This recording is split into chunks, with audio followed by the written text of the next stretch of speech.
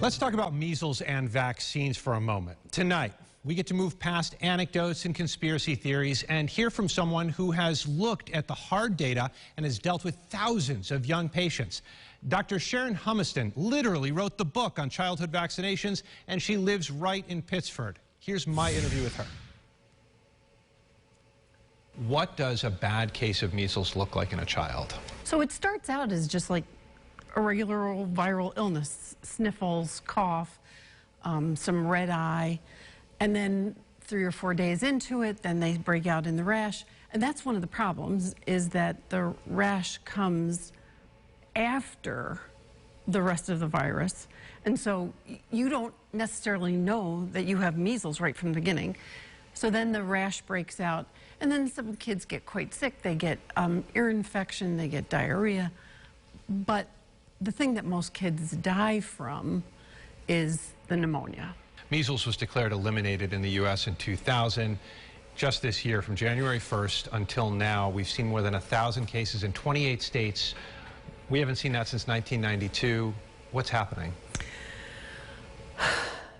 People stopped using the vaccine. They became afraid of the vaccine based on a faulty report, and so they stopped using the vaccine.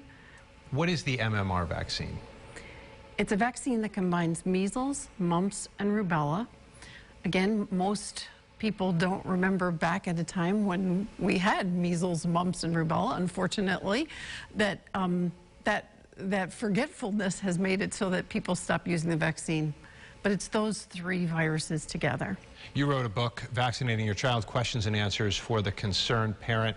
Is there reason for concern when it comes to the vaccine? There really isn't. The vaccines have been studied and studied and studied. More than any other drug that I can think of, they've been studied. And so all of our fears about autism have all been put to rest in large studies, I might add.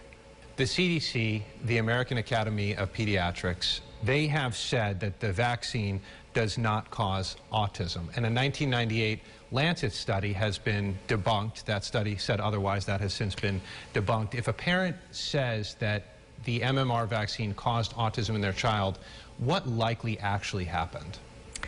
Well, some people say, oh, my child got the vaccine and 6 months later he developed autism.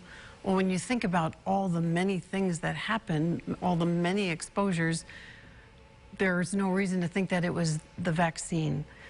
Autism is a genetic disorder. So what you're saying is sometimes parents didn't see the signs before, or sometimes autism can come on late and there can be regression in children and the timing is just coincidence. That's exactly right. That's exactly right. New York State recently ended the exemptions to vaccine mandates for children going into school. What do you think of that particular type of move? I think it's an important move because we need to protect the kids who are in school. The only way to protect them is by having everyone vaccinated. There are no religions that are against MMR. There are no religions that say you can't have MMR vaccine. And so that was never fair to say that it was a religious exemption. Now, many in the Orthodox Jewish community in New York City shunned immunizations. Also, some lawmakers opposed the bill, saying it infringes on the rights of parents to make decisions for their child. Dr. Humiston travels often to Kansas City, where she works at Children's Mercy Hospital, and she once worked for the CDC's National Immunization Program. For more interviews like this one, go to the Adam Interviews section over at rochesterfirst.com.